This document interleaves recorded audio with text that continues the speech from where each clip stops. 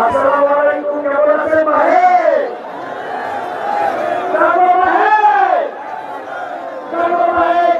সবাই এবার আমাদের কুড়িগ্রামের অধিকার আদায়ের লড়াই আমাদেরকে ৫৩ বছর ধরে পিছিয়ে রাখা হচ্ছে। আমাদের কুড়িগ্রামকে ২০০ বছর পিছিয়ে রাখা হচ্ছে। আর একদিনও পিছিয়ে থাকতে চাই না।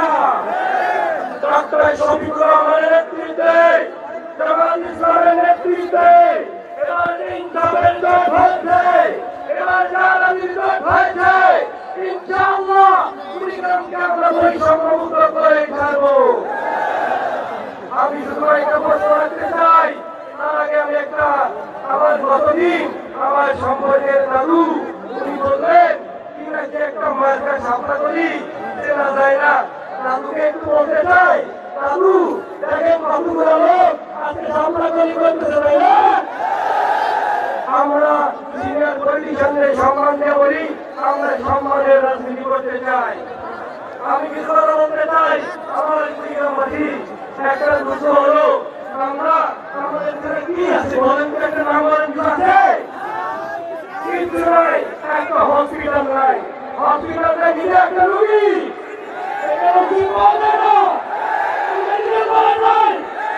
আমাদের ফুলবাড়ি লোক আসতে পারে না। এইভাবে কি তাই আমাদের এলাকায় আমার বন্ধুগুলো আমরা গ্রাম খেতে চাই না, আমরা ব্রাহ্মণের রাজনীতি চাই না, আমরা কর্মসংস্থানের রাজনীতি চাই, আমরা কোন কালের রাজনীতি চাই না। আপনার শফিকুর রহমান ঘোষণা দিয়েছেন কর্মসংস্থান ফিরে আসো। ইনশাআল্লাহ আমরা কুড়িগ্রামে কর্মসংস্থান রাজনীতি করবো। আমি কথা দিচ্ছি, এই কুড়িগ্রামে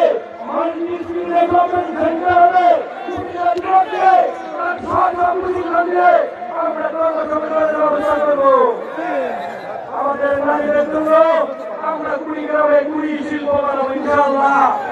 রংপুরের আমি ইনশাআল্লাহ কুড়িগ্রামের কুড়ি শিল্প আমি ইনশাআল্লাহ।